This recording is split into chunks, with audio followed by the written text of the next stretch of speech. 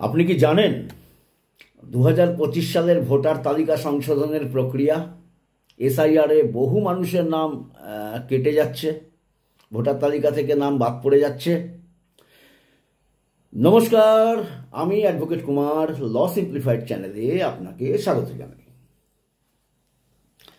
এখন ব্যাপার হচ্ছে যে মানুষের নাম ভোটার তালিকা থেকে কেটে দেওয়া হচ্ছে কেন, কে কাদের নাম কাটছে, কেন কাটছে, আর কিভাবে আপনি নিজের নাম বাঁচাতে পারবেন, আজকের ভিডিওয়ে সব বলবো। তাই ভিডিওটাকে স্কিপ না করে সম্পূর্ণ ভিডিওটা দেখার জন্য অনুরোধ রইল। শেষ পর্যন্ত দেখুন, কারণ আপনার নামও হয়তো ঝুঁকিতে রয়েছে, আবার নেই। তাহলে এসআইআরের দেখুন পুরো অর্থ হচ্ছে special intensive revision, SIR, special intensive revision. এটি নির্বাচন কমিশনের একটি বিশেষ অভিযান, যেখানে ভোটার তালিকা আপডেট করা হয় এবং প্রতিটি ভোটারের তথ্য বাড়ি বাড়ি গিয়ে যাচাই করা হয়। এই প্রক্রিয়ায় কর্মকর্তারা ভোটারদের পরিচয়পত্র, বয়সের প্রমাণপত্র, বাসস্থানের প্রমাণ ইত্যাদি পরীক্ষা নিরীক্ষা করে দেখেন কাদের নাম কাটা যেতে পারে। এবার আসি আসল কথায়। এসআইআর চলাকালীন নিচের যে কোনো একটি কারণে আপনার নাম কেটে দেওয়া হতে পারে। কারণগুলো দেখি। 1 নম্বর, বাস্তব ঠিকানায় বসবাস না করা। আপনি ভোটার তালিকায় যেই ঠিকানা দিয়েছেন সেই ঠিকানায় আপনি না থাকলে আপনার নামটি বাদ যেতে পারে। বয়স বা পরিচয় প্রমাণ থাকা এমন জন্ম সনদ, স্কুলের সার্টিফিকেট, পাসপোর্ট, আধার, প্যান ইত্যাদি না দেখাতে পারলে আপনার নামটি ভোটার কার্ড থেকে বাদ হতে পারে। ডুপ্লিকেট ভোটার আইডি, 2 জায়গায় নাম থাকলে একটি নাম মুছে দেওয়া হবে। বিদেশি নাগরিক হওয়া বা সন্দেহ হওয়া, যদি কাউকে সন্দেহ করে বিদেশি নাগরিক বাংলাদেশি এবং তিনি যদি প্রমাণ ঠিকঠাক দিতে না পারেন তাহলে কাটা হবে নাম। মৃত ভোটারদের নাম বাদ যাবে। পরিবার থেকে কেউ জানালে, কর্মকর্তারা ছুটে গেলে, খুঁজে পেলে নাম বাদ যাবে। কেউ যদি ফ্যামিলি থেকে বলে অমুক লোকটি মারা গেছে, বা কর্মকর্তারা যদি আশপাশ থেকে টের পায় যে এরা মৃত ব্যক্তি, এদের নাম বাদ দিয়ে দেবে।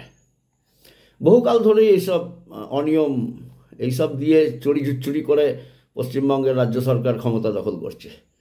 তো এইগুলো এইবারে আশা করি কিছুটা কমবে এবং বিসর্জনের প্রস্তুতি পর্ব তৈরি হবে। এবার কি কি নথি দেখাতে হবে যাতে আপনার নাম না কাটা যায়? এসআইআরের সময় সেই নথিগুলো প্রস্তুত রাখুন।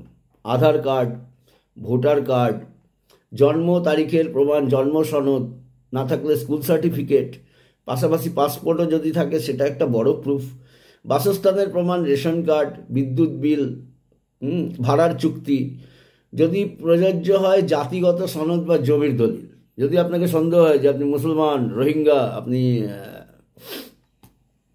জাতিগত সমস্যা আছে, হিন্দু নন, আইডে সন্দেহ হচ্ছে, তো সেক্ষেত্রে আপনাকে এইগুলো দিয়ে প্রমাণ করতে হবে। নাম কেটে দিলে করণীয় কি? খুব ইম্পর্টেন্ট। আপনার নাম কেটে গেছে, তাহলে কি করবেন?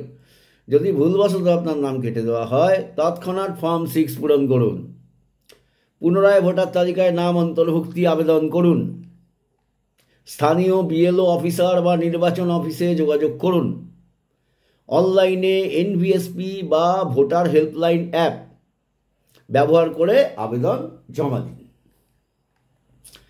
অনেক সময় রাজনৈতিক স্বার্থেও অনেকের নাম কাটা পড়ে থাকে, তাই এসআইআর চলাকালীন আপনি বা আপনার পরিবারের কেউ বাইরে থাকলে নথি রেখে যান আত্মীয়ের কাছে।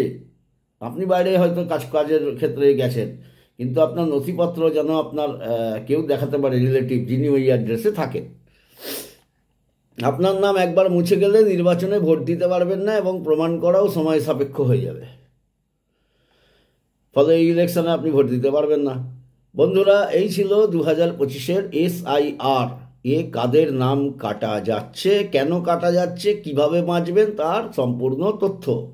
ভিডিওটি শেয়ার করুন যাতে অন্যরাও সতর্ক হতে পারে। আর আইন ও নাগরিক অধিকার সম্পর্কিত আরও ভিডিও দেখতে চ্যানেলটি অবশ্যই সাবস্ক্রাইব করুন। তো আজকে এই পর্যন্তই, দেখা হবে আবার আগামী ভিডিওতে। জয় হিন্দ, জয় শ্রীরাম, নমস্কার। ভালো থাকবেন, সুস্থ থাকবেন, সতর্ক থাকবেন। আর হ্যাঁ, অবশ্যই ভয়কে জয় করুন, CAA-LTV অ্যাপ্লাই করুন।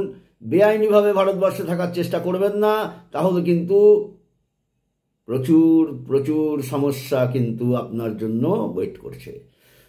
অতএব আজ এখানেই, নমস্কার।